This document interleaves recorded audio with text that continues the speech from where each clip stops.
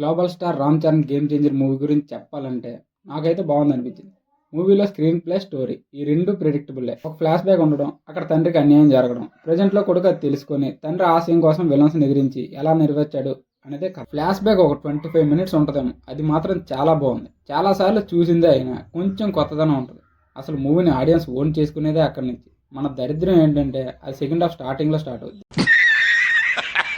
మరి first half అంతా లోపలేం లేదు, డొల్లా. ఫస్ట్ హాఫ్లో ఒక సీన్కి ఇంకో సీన్కి కనెక్షన్ సరిగా ఉండదు. మనం ఇప్పటివరకు మూవీనే చూసామా అన్నట్లుగా ఉంటుంది. ఏంది బ్రో అంత మాట అన్నావు?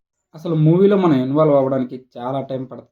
బేసిక్గా శంకర్ గారి మూవీస్ అన్నీ అలానే ఉంటాయి. కాకపోతే అప్పుడు ఆయన చూపించే సోషల్ ఇష్యూస్ కానీ, కరప్షన్ గురించి చూపించే విధానం కానీ అప్పటికి కొత్తగా ఉండేవి. కానీ ఆయన టెంప్లెట్ మీద చాలా మంది డైరెక్టర్స్ మూవీస్ని తీసేశారు. అవును సార్, నేను అదే ఫీల్ అవుతున్నాను. అందుకే మనకు ఇప్పుడు అంతగా ఎక్కట్లేదు. ఫస్ట్ హాఫ్ అంతా అవసరం లేని స్టార్ యాక్టర్ క్యామియోస్, అనవసరమైన కామెడీ.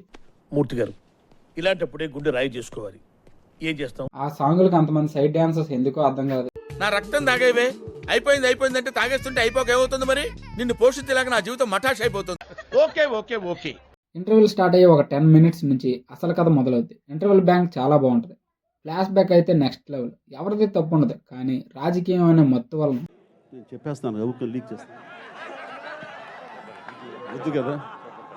ఫ్లాష్ బ్యాక్ తర్వాత ఎస్జే సూర్యకి రామ్ చరణ్కి మధ్య సీన్స్ కానీ, ఎస్జే సూర్య గారు అండ్ జయరామ్ గారు కామెడీ టైమింగ్ కానీ చాలా బాగుంటాయి.